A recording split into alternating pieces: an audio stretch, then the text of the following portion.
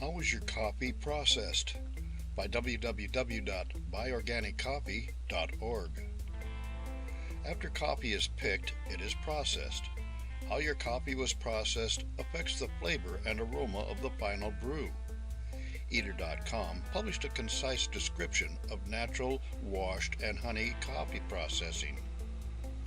A number of factors result in a bean's suggested notes of caramel, stone fruit, pine nut, and sesame.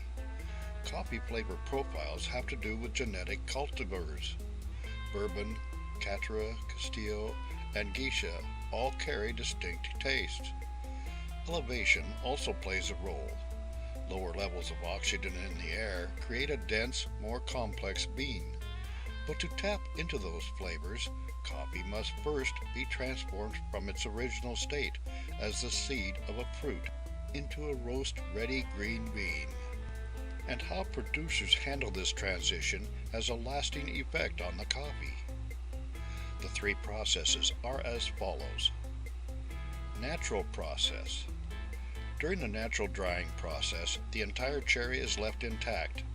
The soon-to-be coffee beans, still nestled in the center, absorb some of the characteristics of that sweet pulp and flavorful cherry skin, until the milling stage when the dried fruit and parchment layer surrounding the bean are hulled.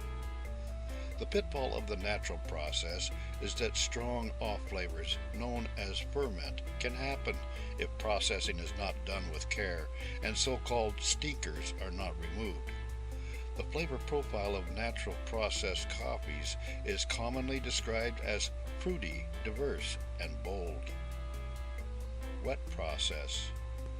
Washed process separates the bean from the cherry in a procedure called depulping. Coffee beans are placed into fermentation tanks, also known as wet mills, and the beans are depulped as they pass through a series of stations.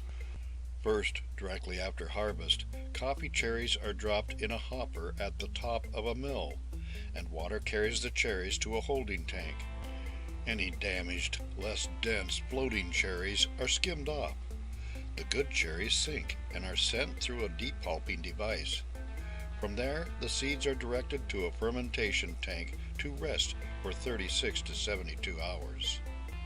A drawback to the wet process is excessive acidity if the processor does not watch the pH of the fermentation tank. Wet processed coffee has more bean flavor and less flavor of the cherry. Common descriptors are well-balanced, complex, and pronounced acidity. Honey process. Also known as pulped natural, this process washes the coffee to loosen the mucilage but skips fermentation. The bean and clinging fruit are left to dry together. The result is the sweetness consistent with the natural process but without the distinct fruit flavors. Commonly, descriptors are jammy, sugary, and creamy. How does processing affect fermentation? According to Dark Matter, coffee fermentation refers to the microbial action of yeasts and bacteria breaking down the sugars in the coffee cherry or mucilage. How your coffee was processed determines the degree of fermentation. Low fermentation. The washed or wet process is a common practice all over the world. This process greatly controls fermentation. Medium fermentation. Pulped, natural, semi-washed, or honey processing are all moderately fermented to highlight sweetness and body. High fermentation. In the natural process, producers pick ripened coffees and immediately spread them on patios or raised beds to be dried. This allows for fermentation to occur within each individual bean. Each cherry will have slight variances in sugar content, and therefore slight variances in fermentation will occur.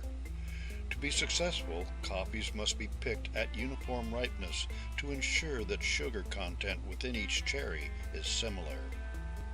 So long as your coffee was competently processed, all manners of processing are good. Just make sure that you ask for healthy organic coffee no matter how it was processed or roasted. For more information about organic and other great coffees, visit www.buyorganiccoffee.org.